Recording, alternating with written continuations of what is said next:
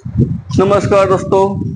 आइए फिर हम इसके पहले वाले वीडियो में वृत्त के बारे में बताए थे। वृत्त के क्षेत्रफल क्या होता है, वृत्त का परिधि क्या होता है, अर्धवृत्त क्या होता है, अर्धवृत्त का क्षेत्रफल क्या होता है, अर्धवृत्त का परिधि क्या होता है। अब हम इसके आगे की जानकारी लेते हैं। हम बताए थे कि बाबू यहाँ पे जो वृत्त होते हैं ना, वृत्त वृत्त के उसके मध्य बिंदु जो होता है उसको हम क्या बोलते हैं? केंद्र बोलते हैं। वृत्त का केंद्र बोलते हैं। और वृत्त के केंद्र से परिधि के बीच की दूरी को आर बोलते हैं। और जब दो आर मिलता है, यानी यहां पर भी आर, तो क्या बनता है? डायमीटर बनता है, मतलब डी होता है। ये बताए थे। अब देखिएगा, ये आपका वृत्त हो गया। इसके बाद थोड़ा सा और हम जानकारी देना चाहते हैं। ये रहा आपका क्या? वृत्त का केंद्र, त्रिज्या, व्यास। अब इसमें एक और भाग होता है, ये चीज, ये। अब बताओ ये क्या होता है? ये नया चीज क्या है? इसकी जानकारी, मतलब इसको क्या कहते हैं? तो आइए, इसको हम बोलते हैं बाबू जीवा। क्या बोलते हैं? जीवा बोलते हैं। ये वृत्त का जीवा है, इसको हम वृत्त का जीवा बोलते हैं। ये जो होता है ना, वृत्त को दो भागों में बांटता है, लेकिन अंतर यह है कि बराबर भागों में नहीं बांटता है। एक छोटा बांटता है, एक बड़ा बांटता है। एक छोटा होता है, एक बड़ा होता है। जैसे देखिएगा, एक वृत्त हो गया, इसका जो व्यास होता है ना, व्यास, व्यास, ये इसको बराबर दो भागों में बांटता है। यानी 1/2 ये भी है, 1/2 क्या है? ये भी है। लेकिन इसमें क्या है? ये बड़ा है, एक छोटा है। ठीक है ना? अंतर यही है। जीवा इसको दो भागों में बांटता है, लेकिन व्यास क्या होता है? इसको बराबर दो भागों में बांटता है। इसलिए हम बोलते हैं कि वृत्त के सबसे बड़े जीवा को क्या कहते हैं? तो वृत्त की सबसे बड़ी जीवा को हम क्या कहते हैं बाबू? व्यास को। यानी ये भी एक प्रकार का जीवा है, लेकिन सबसे बड़ा जीवा है, इसलिए इसका अलग नाम दे दिया गया है। इसका नाम क्या दिया गया है? व्यास दे दिया गया है। इसको हम क्या बोलते हैं? बताए थे आपको, इसको बोलते हैं अर्धवृत्त। नीचे वाला भी तो वही है ना, ये भी तो अर्धवृत्त है, लेकिन इसमें क्या है? डिफरेंस है। ये देखिएगा बड़ा है, इसलिए इसको बोलते हैं दीर्घवृत्त। इसको बोलते हैं बाबू हम लोग दीर्घवृत्त। अब बताओ, ये छोटा है ना, इसलिए इसको बोलते हैं लघुवृत्त। लघुवृत्त मतलब ये पार्ट जो होता है ना, ये पार्ट, इसको हम क्या बोलते हैं? लघुवृत्त बोलते हैं। क्या बोलते हैं बाबू? लघुवृत्त बोलते हैं। अब बताओ इसको क्या बोलते हैं बाबू? यहाँ पे इस पार्ट को, इस पार्ट को हम बोलते हैं दीर्घवृत्त। क्या बोलते हैं बाबू? यहाँ पे इसको बोलते हैं हम लोग दीर्घवृत्त। ये हो गया मेरा दीर्घवृत्त। और नीचे वाला क्या था? नीचे वाला था अर्धवृत्त। ठीक है ना? अब देखिएगा, इसमें हम देख लिए दीर्घवृत्त क्या होता है, लघुवृत्त क्या होता है, अर्धवृत्त क्या होता है, ये देख लिए। ठीक है? यहां इतना ध्यान रखिएगा, जो अर्धवृत्त, लघुवृत्त, दीर्घवृत्त जो होता है ना, एक जीवा से बनता है। इसमें एक और फिगर है, उसके बारे में हम लोग पढ़ना है, जरा सा उसको भी हम लोग देख लेते हैं। ये देखिए, ये आपका हो गया वृत्त का सेंटर। थोड़ा सा ये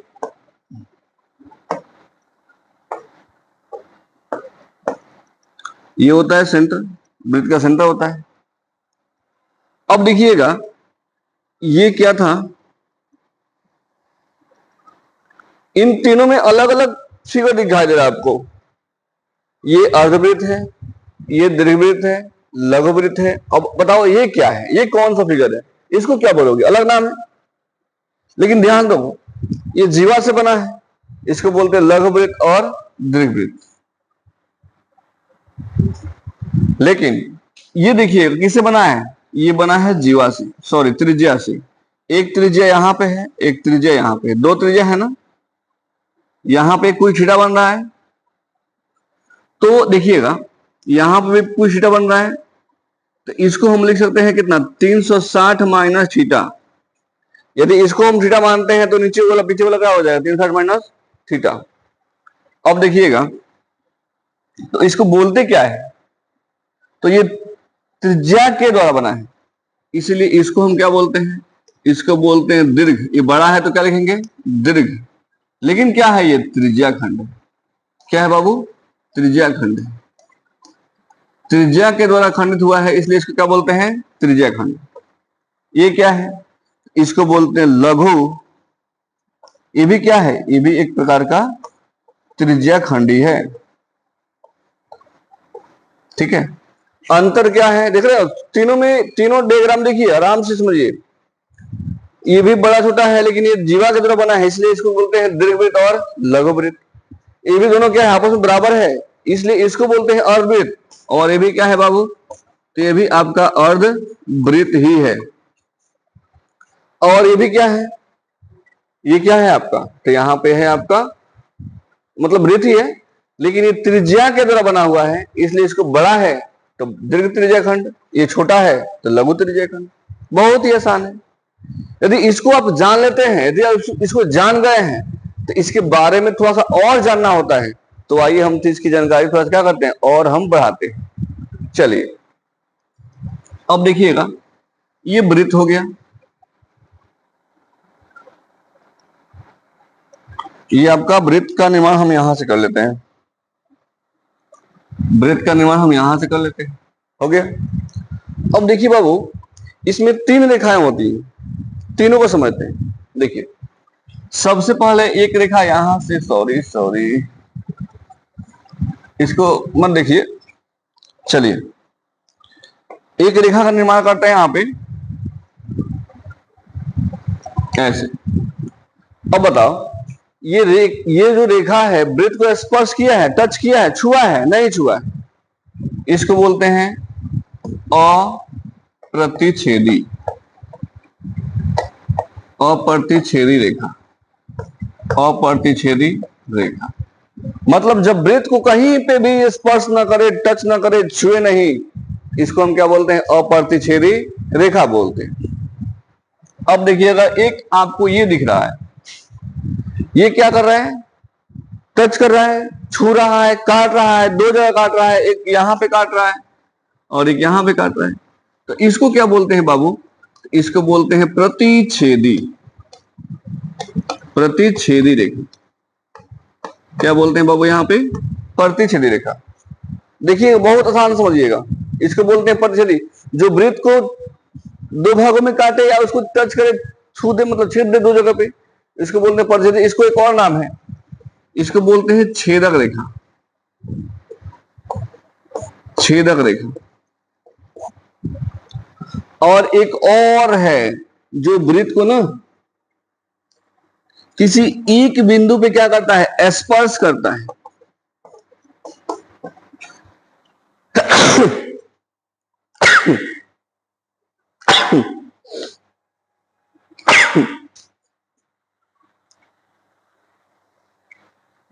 देखिए ये वृत्त को किसी एक बिंदु पे स्पर्श करता है, एक बिंदु, ध्यान रखिएगा, एक बिंदु पे, इसलिए इसको क्या बोलते हैं, स्पर्श रेखा बोलते हैं। आया बात समझ? जब किसी वृत्त को किसी बिंदु पर प्रतिच्छेद न करे, कहीं प्रतिच्छेद ना करे, उसको क्या बोलते हैं, अप्रतिच्छेदी रेखा। जो किसी वृत्त को दो जगह प्रतिच्छेद करे, यानी दो जगह काटे या कहीं पे काटे, दो बिंदु पे कटनी चाहिए, तो हो जाएगा प्रतिच्छेदी रेखा या छेदक रेखा। जो किसी वृत्त को एक बिंदु पे स्पर्श करे, टच करे, छुए, उसको हम क्या बोलते हैं, स्पर्श रेखा। ये बात आप समझ गए। चलिए इसके आगे हम थोड़ा सा और आगे बढ़ते हैं, एक वृत्त और लेते हैं हम, हो गया ना। चलिए ये आपका हो गया वृत्त। इसमें हम लोग क्या देख लिए, प्रतिच्छेदी देख लिए, छेदक देख लिए, स्पर्श देख लिए। अब स्पर्श रेखा के बारे में थोड़ा सा जानकारी ले लीजिए। जैसे ये है सेंटर, ये है आपका वृत्त का सेंटर, ले लीजिए वृत्त का केंद्र, और मान लीजिए कि यहां पे एक स्पर्श रेखा कर रहा है, स्पर्श कर रहा है, स्पर्श रेखा यहां पे स्पर्श कर रहा है ना। तो जब भी इस स्पर्श रेखा पे हम त्रिज्या लाएंगे ना, तो क्या होता है, 90 डिग्री कोण बनता है। मतलब आप याद रख लीजिए कि स्पर्श रेखा पर त्रिज्या लंब होती है, मतलब जब भी स्पर्श रेखा पे त्रिज्या आप लाइएगा तो वहां पे 90 डिग्री कोण बनेगा, ठीक है। और ये सबसे छोटा होता है, इससे छोटा कोई रेखा नहीं खींच सकते हैं आप। केंद्र से स्पर्श रेखा के बीच की सबसे छोटी दूरी होती है ये, इससे छोटा आप रेखा नहीं खींच सकते। ये समझ गए। अब देखिएगा एक और बात समझिएगा, जैसे क्वेश्चन पूछता है ना कि एक वृत्त पर कितने समांतर स्पर्श रेखा खींच सकते हैं, तो 2। एक इसके ऊपर हो सकता है, एक इसके नीचे हो सकता है, ठीक है ना। और अब इसके सिवा कहीं और बनाइएगा तो कहीं ना कहीं वो क्या करेगा, काट देगा। यानी 2 स्पर्श रेखा का निर्माण कर सकते हैं एक वृत्त में समांतर क्रम में, ठीक है ना। और कहीं बनाएगा क्या होगा, कहीं ना कहीं वो काट देगा। इतना ध्यान रखिएगा। ये भी क्या होगा, 90 डिग्री कोण बनाएगा, ये भी एक 90 डिग्री कोण बनाएगा। ये इसका रूल है कि स्पर्श बिंदु पर त्रिज्या लंब होती है। ये हो गया। अब इस बात को भी समझिएगा, मतलब एक बाह्य बिंदु लेते हैं, कहीं पे भी हम एक बाह्य बिंदु लेते हैं, एक बाह्य बिंदु ले लिए। अब यहां पे बाह्य बिंदु ले लिए। अब देखिएगा बाह्य बिंदु से क्वेश्चन पूछता है कि एक बाह्य बिंदु से वृत्त पर कितनी स्पर्श रेखा खींच सकते हैं। तो ध्यान रखिएगा, एक बाह्य वृत्त से स्पर्श रेखा संख्या कितना हो सकता है, 2 होगा। मतलब एक वृत्त के बाह्य बिंदु से वृत्त पर 2 स्पर्श रेखा हो सकता है। कितना हो सकता है बाबू, 2।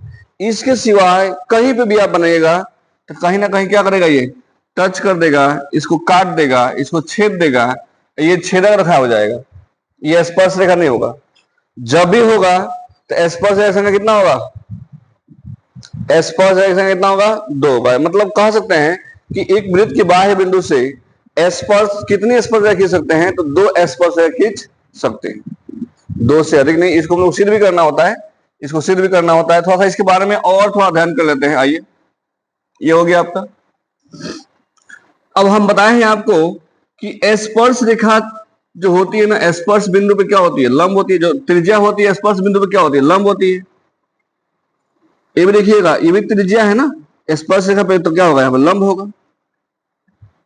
ध्यान रखिएगा।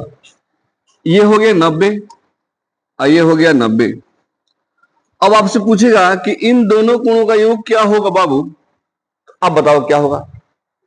एक सिंपल सी बात समझिए, उसमें कोनो दिमाग नहीं लगाना है। ये P हो गया, ये मान लीजिए कि E हो गया और B हो गया। आपका एक चतुर्भुज बन रहा है, AOBP बन रहा है कि नहीं बन रहा है, जिसमें आपका 2 कोण दिया हुआ है, 90 90 180 दिया है। अब हम जानते हैं चतुर्भुज के तीनों कोण के चारों कोण, चतुर्भुज के चारों कोणों कितना होता है, ये 360। इसमें गिराएंगे कितना, 180 गिराएंगे। ये कितना आएगा, 180 डिग्री आएगा। यानी दोनों कोणों का योग कितना होगा, 180 होगा। है कि नहीं, बहुत सिंपल। देख रहे हैं, दोनों या 90 90 ये है, तो दोनों का योग कितना होगा, 180। तो 360 में से 180 घटा देंगे, यानी इन दोनों का योग कितना होगा, 180। अब ये बताओ, यदि आपसे ये क्वेश्चन दे दे कि यदि बाबू बताओ यहाँ पे 100 डिग्री है तो ये कितना होगा, तो हम जानते हैं इन दोनों का योग कितना है, 180 है। तो जब 180 तो ये 100 है, तो ये कितना हो जाएगा, 80 हो जाएगा। कहां दिमाग लगाना है, बच्चे इसमें फंस जाते हैं। अब बताओ, चलो अब बताओ, ये हटाओ। मान लो क्वेश्चन ऐसे दिया हो, ये आपको नहीं दिया रहेगा, और ऐसे कर दे। अब पूछेगा बाबू कि यदि यहां पे 120 दिया हो, यहां पे 120 दिया हो, तो बताओ इसका क्या होगा। अब बताओ कितना हो। तो देखिएगा, ये 90 है, ये 90 है, 90 90 कितना हुआ, 180। घटाएंगे कितना आएगा, दोनों का योग कितना आएगा, 180। जिसमें ए दिया है 120 दिया है, तो 120 यहां से हम घटा देंगे, कितना आएगा, 60 डिग्री। मतलब ये कोण कितना होता है, 60 डिग्री आ गया। अब हम जानते हैं ना, ये रेखा है जो इसको बराबर 2 भागों में बांटता है। कितने भागों में, 2 भागों में। तो अब बताओ, जब टोटल कोण यहां पे 60 दिया है, तो इसका आधा क्या होगा? 30 होगा। इसका आधा क्या होगा? 30 होगा। अब बताओ कहां दिक्कत होने वाला है? इसमें से क्वेश्चन आता है एग्जाम्पल में, मतलब सॉरी ऑब्जेक्टिव में आते हैं। अब हमको विश्वास दिलाओ, क्या तुम कोई क्वेश्चन गलती करोगे? नहीं करोगे। यदि मेरा पढ़ाया हुआ छात्र होगा तुम नहीं करोगे, इतनी तो 100% गारंटी है। इसलिए इस चीज को समझिए। इसके आगे वाले वीडियो में इससे बेहतर ढंग से और सारे क्वेश्चन जो हैं उसको हम समझा देंगे। लाइक करिएगा, सब्सक्राइब करिएगा इसको, मेरे चैनल को, और हमेशा अपडेट करते रहेंगे। बेहतर से बेहतर आपको नॉलेज देने का हम प्रयास करेंगे। जो भी होगा, दिक्कत होगा, कमेंट करिएगा। आपके दिक्कत समस्याओं को हम हल करेंगे, इसकी मेरी फुल गारंटी है। बहुत बहुत धन्यवाद।